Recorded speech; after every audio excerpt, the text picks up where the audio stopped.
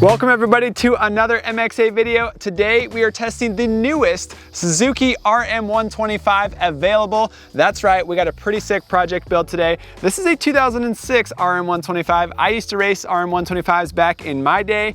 Justin Lee, have you ever ridden one before? Never ridden an RM125. All right, well Justin loves two-strokes more than anybody I think on the MXA wrecking crew right now. Always picks the two-stroke whenever it's time to go riding. So today we're gonna have him riding this RM125 and we're gonna have Jay Clark explain what he did to resurrect this thing back to life.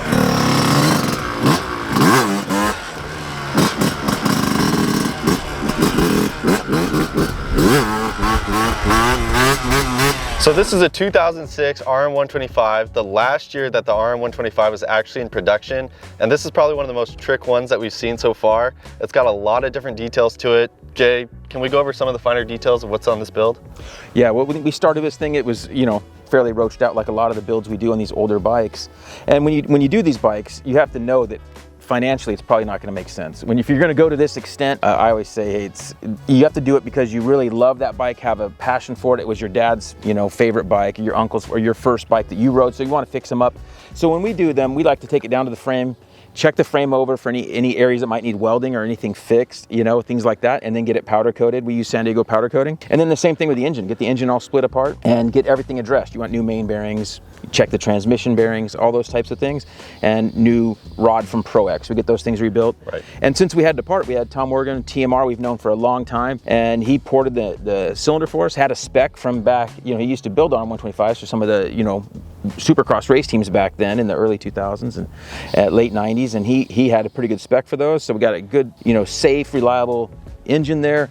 And then suspension, a big key on a lot of these older bikes, the suspension can just be roached. Right. And internally, if there's problems, it can be difficult because a lot of those parts aren't available on a lot of the builds we do. So we get that stuff gone through, and Race Tech did a good job of going through it. Luckily, there's nothing, tragic on these things that needed to be, really addressed. So we go and fix these things up. And this bike I actually did a few years ago for my buddy. It's probably been about 7-8 years, and we wanted to freshen it up. And we thought, what if we're going to freshen it up, why not get MXA to spin some laps on this thing? Right, bring this thing back to life a little bit. Well, love the color scheme, the all yellow, the gold rims that match. You got the MX-14 on the rear. Yeah, different clamps. You got the Works Connection lever clamps up here, the ODI MX grips, lock-ons. Yeah, Race Tech suspension. What else are you thinking about it? Well, hey, a note on those clamps. Applied Racing is a good friend of ours, John, and he passed away just a little while back, and so it's nice that we still have these clamps in great shape that he made up. And what was one of the main purposes of this clamp was really so that we could run the newer style front fender and number plate, really. And you don't have to get clamps when you do these old builds, but it was kind of nice. And he was just such a great guy here in Southern California, so it's nice to have those on the bike as a good memory to John. And the rest of it, decal works and moto seat, we're able to give it a really cool look and kind of make it look a little bit more modern. I even cut the side number plates a little bit to kind of give it a little bit better styling. Look a little more modern. Right. On a lot of the bikes I do, I like to kind of keep it the old look, but this one I thought, let's make it look a little bit more updated, and so it kind of looks a little bit cooler since it is the latest RM125 you can buy. Right, and you were telling me that some of the parts were a little bit more difficult to find because Suzuki doesn't specifically make the parts. You're going online, going on eBay, looking for specific things. How was it actually building this bike from the ground up? This one wasn't too bad, but you have to be careful. That's one thing you want to be careful of is on these older bikes, if you're going to build one, if you're missing like an air boot or things like that, or a stator, you want to go make sure that stuff's available because it can be tough to locate on some of these older bikes, and you're going to pay a premium if you do find one, and say on eBay or something. So you want to be careful and watch out for that.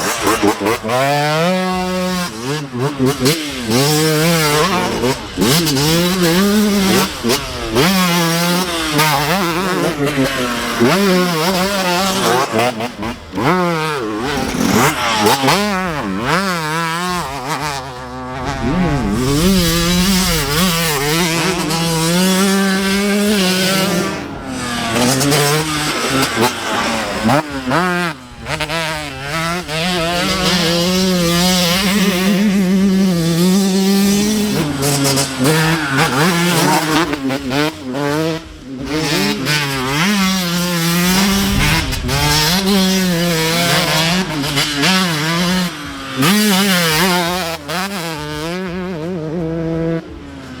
right guys, that's a wrap on the 06 RM125. A lot of pluses from this bike that I actually thoroughly enjoyed.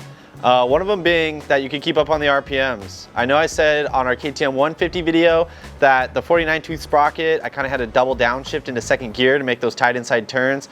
This thing, being a Suzuki, is still love to turn. With the 51 tooth sprocket on the back, the 12 tooth sprocket in the front, it liked to keep up on the RPMs. So therefore I could go through the turns in third gear, which is really beneficial. One thing that I kind of was up in the air about was the suspension. A little bit difficult going through the rough type terrain. Coming down the hill, it was a little harsh in the front end, but given that the bike overall was a fun ride, a lot of different things. The overall rider triangle of the bike was very comfortable. I feel like anyone could get on this bike and have fun, be able to ride it. The way the bars were set up, levers, everything like that, obviously it's personal preference the way you want it, but felt super comfortable getting on the bike just in general. So this was the last year that the Suzuki was actually in production, and if Suzuki is making bikes today, they continued production all the way through the last 20 years. Would it be much better? I don't really think so. This bike was great, the way it handled, the way it rode. Overall, it's still a Suzuki. You still have the same aspects that you would on a bigger bike that's still made today, but given that, it was still a fun ride and it was easy to ride, which was made for a great day here at Glen Helen. Thanks again for Jay Clark for bringing out this bike. We definitely enjoyed it today. For a full deep dive of all the details on this bike, check out a future article in Motocross Action Mag. As for that, thanks for watching. We'll see you in the next video.